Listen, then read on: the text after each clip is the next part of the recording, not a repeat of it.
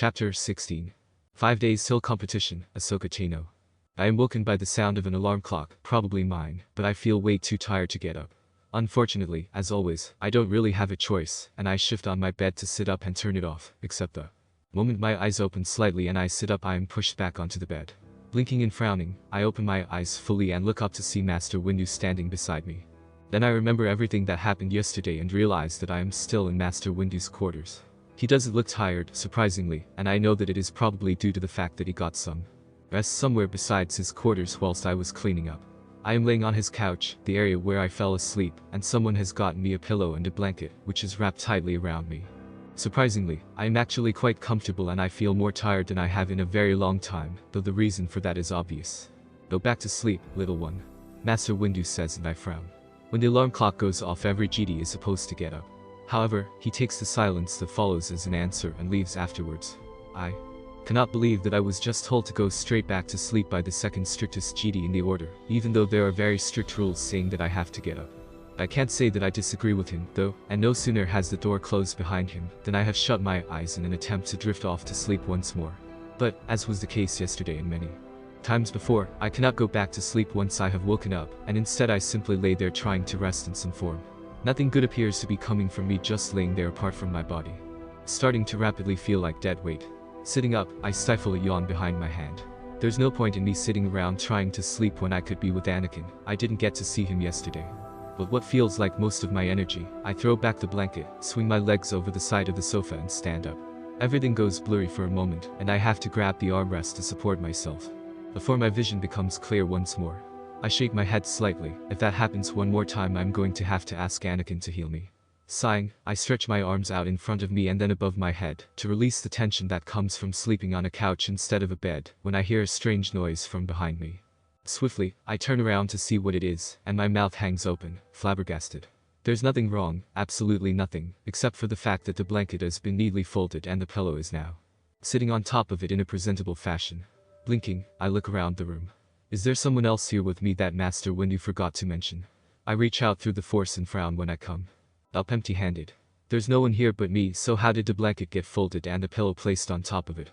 Backing away slightly, I realize that in my tired state, I might have done it when I stood up and not realized it, but this is difficult to believe, since I can remember literally everything that has happened since I woke up. I rub my tired eyes, thinking that I may have imagined this, but the image remains of the folded blanket and pillow atop it. Stifling a yawn behind my hand, I put the bizarre situation out of my mind and turn with every intention of leaving when the door opens, and the twins almost fall on their faces in their rush to get inside. Master Windu's droid is beeping comments about no running in the corridors and such to them fluently as it fixes a broken wall panel. "You're awake," Kay says with glee before looking around. And wow, it really didn't take him long to fix this mess. I pinned them with glares. It wasn't Master Windu, it was me. I had to clean the entire place by hand, last time I do anything for you. By hand? Jay repeats with wide eyes. No wonder you look so tired, you are really pale. Rolling my eyes, I knew since yesterday evening that I would look sickly after cleaning everything. I stifle another yawn behind my hand. Tell me something I don't know, I comment. Let's go and get some breakfast. I haven't eaten since yesterday morning. What? He didn't let you eat?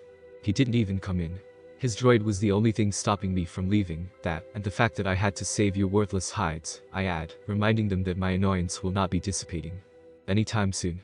To calm myself, I take a deep breath. Let's just get out of these damnable quarters, okay? They both nod in agreement and the three of us walk out of the door. I smile when Master Windu's droid starts scolding the twins about their running a few moments earlier. I then remember that about half of the younglings in the temple, and a few Padawans have made it their lives' wish to dismantle the droid bit by bit. This black and golden astromech is just as strict as Master Windu, and about half as forgiving, meaning that your chances of being forgiven are next to nothing. We hardly slow down as the droid beats at us, and I recognize all of the curses about the droid that the twins are making under their breath. Somehow I don't think that people would class Anakin as a good influence, due to the fact that I know just about every curse in the book thanks to him. As is the case every day, there are many other Jedi walking around going about their daily routines. I doubt any of them will pay attention to us because of two things. 1. We are not with any Jedi masters. 2. The war is demanding all of their attention. So, how is the punishment? Kay asks me. I mean, did he give you a lecture or? I shake my head. No. He just led me into his quarters and told me that I had to clean everything, and that his droid wasn't about to let me leave until I'd finished. A thought occurs to me as I am looking at The twins' guilty expressions. What happened after I took the blame? Well, everyone sorta sat in silence for a while, Jay explained. And then they started talking to each other about you taking things too far and being kicked out of the order. When that happened, another of your friends, Katuni I think her name is, walked up to us and demanded we tell her the truth, so we did. I tell you, we've never had so many people shouting at us in our lives. Getting someone kicked out of the order for something you've done will just about make you the #1 enemy around here. We snuck up to Master Windu's quarters late in the night to explain to him that it wasn't your fault, so we told the droid instead. The door opened for us and we tried to go inside, but we couldn't see you in the dark and the droid stopped us by zapping us. Kay explained. I guess you were already asleep. No, I wasn't. I tell them. I was just about to fall asleep, but if you'd arrived about a minute earlier I would have probably still been cleaning the floor. How in the Force did you do that anyway? Spray paint. They say casually. Really hard to get off. You don't say, I grumble, my eyes narrowing. Next time do something that won't get you in that much trouble or expelled from the order. Jay smirks. Believe me, we aren't going to. We've decided that dealing with GE Masters might be a little too troublesome for our little minds, and that our fellow classmates will be just as much fun with. Much less trouble. I groan and roll my eyes. They never stop getting into trouble, and it's because they're always causing it. I don't have a problem with that, I say. So long as I'm not the one who takes the fall. I add. Sensing their disbelief through the Force. They nod. Gotcha, Jay comments. Hey, have you seen the blonde kid from your class lately? What's his name? Trevor. That's it, Trevor. Jay continues. Yeah, anyway, no one's seen him for 2 days now, and the council are starting to get worried cause they can't find out about those things happening to your classmates. I don't hear the rest of what he's saying because I have spotted something sitting in the corner. Slowly, I come to a stop to look at it more closely. There's blood, pus, and what looks like a medical needle. My mouth hangs open slightly, as it did earlier on, and my eyes widen when I realize that this is a person. Do you have any idea who might be behind the whole thing? The twins obviously did not notice the reason that I had stopped, and they look at me expectantly. No, I say. But I have a good idea of where Trevor is. Without hesitation, I point to the lump laying in the corner that is my classmate, and the twins' horror echoes through the Force with such emphasis that I cringe slightly. When things like that happen in the Force, it makes my head hurt. Sensing this, the GD around us look at us and then stop dead when they see Trevor too. It takes about 3 seconds for a few to have gone to Trevor, a few to have gone for help, and the rest to either form. The crowd tell us to move along. I am strangely grateful that we have been given an excuse to leave and lead the way through the corridors towards the mess hall, ignoring the stabbing pain in my stomach. That is telling me there's something wrong. I need to get something to eat and fast. Hey, Ahsoka, did you see how bad Trevor was? He looked like he'd been beaten to hell. Kay says. I roll my eyes, hardly bothered about Trevor right now. It was the effects of whatever was in the syringe, I say casually. If he had been beaten up, then the passing GD would have felt his pain or discomfort through the Force. The two exchange a look which I can't see but clearly sense what they have done. Ahsoka, are you alright? Jay asks. You seem to know all this stuff now and you look like you've worked yourself half to. That this is to do with the competition, isn't it? Your mentor is going to be the death of you. Kay adds. Sighing, I stifle one of the many yawns behind my hand, but my uncomfortable state is only made worse because sighing and then yawning is not exactly a good idea if you want to have air in your lungs. He's not going to be the death of me, I say. Anakin would be able to heal me anyway, so there is no chance of that ever happening. It's just because I'm not getting enough sleep. I slept for 4 hours. After working for 20 and my stomach hurts, I'm having trouble seeing whenever I stand up, and I feel so tired I just want to pass out. I explain to them. Their concern is immediately obvious, even with their troublesome attitudes they manage to show concern for their friends. I need to have some breakfast and then I'll feel better. I know I will. The last part is a complete lie because I feel awful and a simple breakfast might stop the pain in my stomach, but it won't do much else. Yeah, I'm starving too, Kay agrees. We need to tell everyone about what we saw. No, we don't. I'm not getting involved in anything to do with this because I'm a target, remember? I remind them before sighing and rubbing my temples. Why am I so stressed out? It must have started yesterday when I was cleaning up Master Windu's room in the twins' place. However, now I think that it might be due to the fact that I'm not exactly feeling well. It's not like when I had to spend the night in Anakin's room because he had to heal me. I doubt there will be anything like that ever again. It's sort of like having a cold, except it has lots of side effects. Maybe you should lie down, Jay suggests. I nod my head slowly as we turn the corner and head straight for the door that is the entrance of the mess hall. I think you're right, I agree, ignoring the conversation that they then start about their latest victims. The doors to the mess hall open automatically, and I waste no time in going up to the counter, retrieving my breakfast and sitting down at a free table. Unfortunately for me, before I can so much as take a Bite out of my toast. Pedro has taken the seat next to me with that look on his face, the look that means he wants something. I'm amazed that he hasn't started asking people about what's going on with the investigation about our class. With everyone being attacked, it's sort of a routine for everyone who isn't me, and doesn't have a powerful force wielder to look after them. Good morning, Ahsoka. He says in that tone of voice, the tone of voice that makes everyone wish they were not in his company. I sigh. Something wrong, Pedro? His eyes narrow slightly, and I take a bite out of my toast in boredom. Where have you been going every day? Pedro asks. You weren't around at all yesterday, not even for dinner. I was cleaning all of the paint off inside Master Windu's quarters, I explain. The twins painted it pink and I took the blame. Anyway, go on. Pedro does not seem at all bothered by the knowledge of what the twins have done, and is giving me a look that clearly says he doesn't believe me. If you know people who cause trouble on a daily basis, you tend to get used to everything that happens around them, so why is he giving me a look like I'm lying? Who's your mentor? Pedro questions. I shrug my shoulders. He doesn't want people to know. Apparently there's something degrading about helping a youngling, I don't know. The lie actually seems to make a little sense to me considering Anakin's personality would probably make him give that kind of reason to someone. I ignore the look of disbelief on Pedro's face and take another bite out of my toast. Liar, Pedro accuses. You're behind what's happening to the people in our class, aren't you? I almost choke on my food at the accusation. What? I splutter for a moment. Talking with you mouth full is not a good idea when you're trying to get your point across. How did that assumption come from? Not knowing who my mentor is. Besides, I've already been attacked and you haven't, so how do I know that it isn't you? Boy, pigeon boy, Jay butts in on our conversation before Pedro can make a retort. Both he and KR stood beside the table. Buzz off. Casting me one last look of suspicion, which causes me to make a mental note to ensure he does not follow me. Pedro retreats back to wherever it is he came from, and the twins sit down at the table with me. Each of them is casting regular glances of warning to someone a little distance behind me. That person can only be Pedro. What did His Majesty the King want? Kay asks sarcastically. To accuse me of being the one who's attacking the younglings in our class, I inform them, going back to my breakfast. And all because I wasn't around at all yesterday. That and the fact that he doesn't know who my mentor is. Heck, we don't know who your mentor is, Kay points out. But considering how much he's taught you, I think he's earned the right to remain anonymous. I nod. That's true enough, no matter what other reasons there are for me keeping his identity a secret.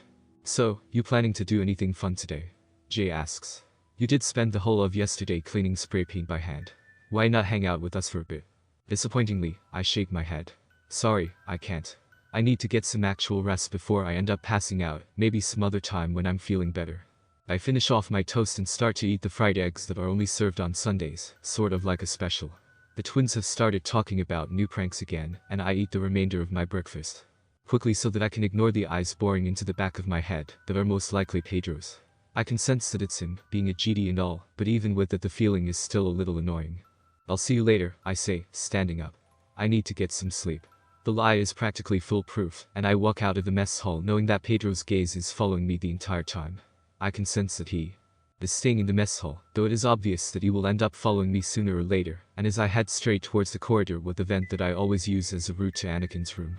Doing a quick check around me with the force to make sure that there is no one and nothing around to see me, I climb inside the ventilation shaft and hastily make my way to Anakin's room. I am far too stressed out when I'm in anyone else's company but Anakin's, and it's a little confusing. Then again, I suppose it's the same thing with everyone when they have a friend they trust more than anyone else. You just feel comfortable telling them anything, and when you're angry or sad they can make you feel better just by simply being with you. Now that's something I really love about life.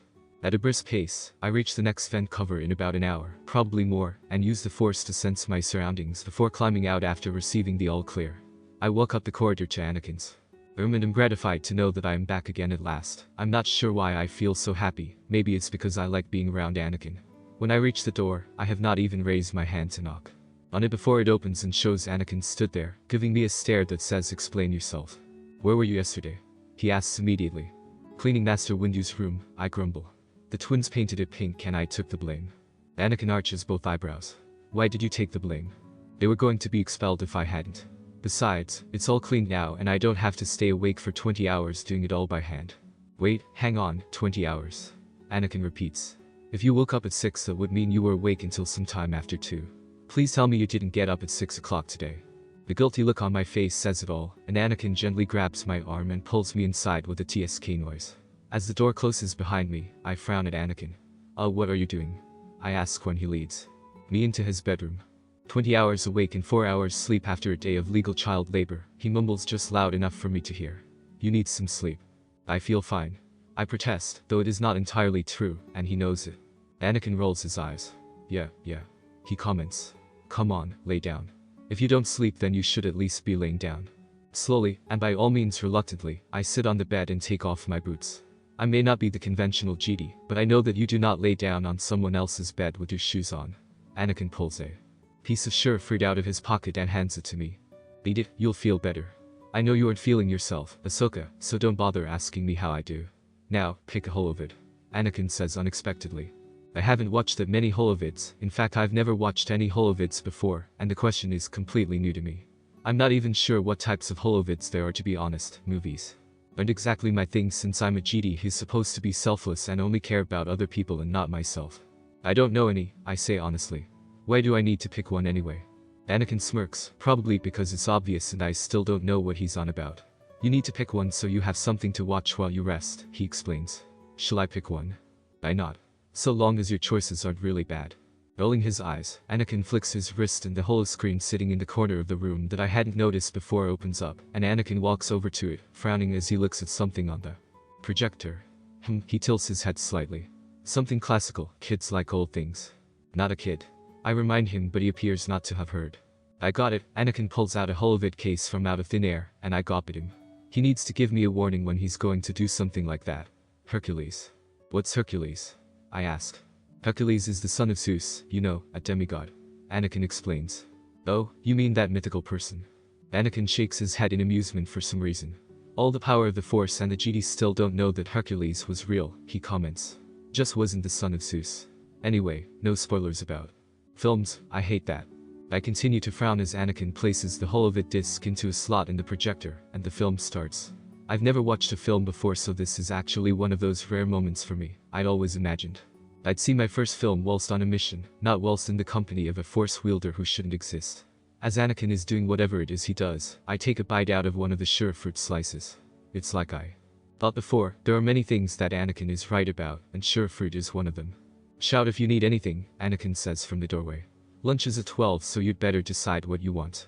Do you need anything right now? I smile and shake my head. Anakin nods with a smile. Enjoy yourself, he says before walking out of the room, and the door closes behind him. Sighing, I shift on the bed and settle back against the pillows in a snug and comfortable position.